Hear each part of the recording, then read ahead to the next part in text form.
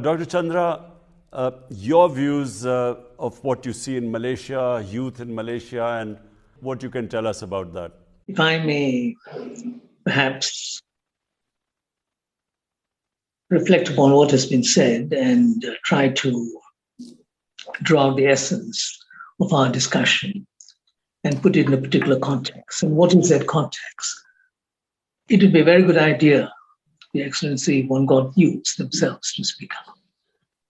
In other words, the next meeting should not be a meeting dominated by those of us who are in our 60s and 70s, perhaps getting young people who are in the 20s and 30s to come together. You saw the energy of young people participating in the climate change conference in Scotland.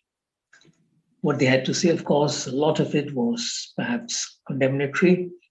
They were angry, and rightly so, but they had some very good points.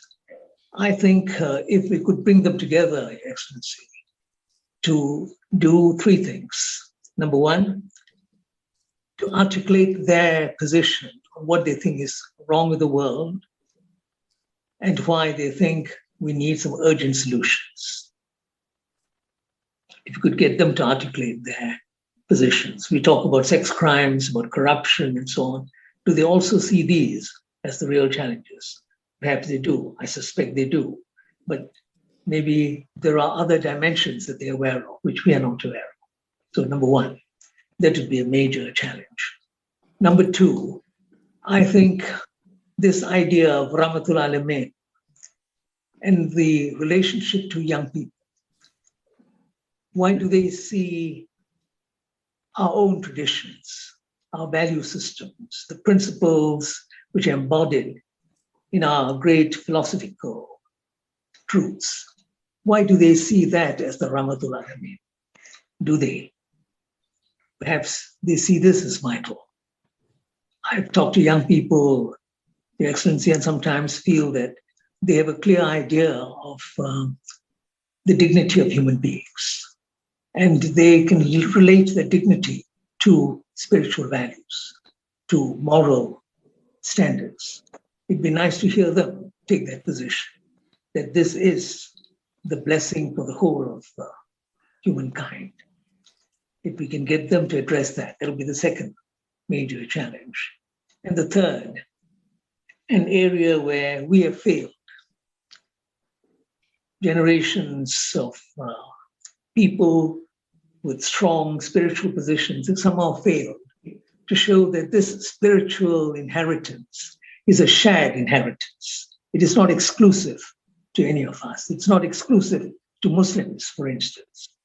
That many of the great truths, for instance, about the climate crisis, it's shared by all the great traditions. I'm glad that Prophet Hussein Nas made a reference to his own book about this. It was one of the earliest books that dealt with this challenge from a spiritual angle, from a multi-spiritual angle. And I think that is what people should be talking about. I asked some friends who attended the meeting in Scotland whether there were young people who made any reference to that book, because it is a book that had an impact on me as a young person decades ago. But they hadn't.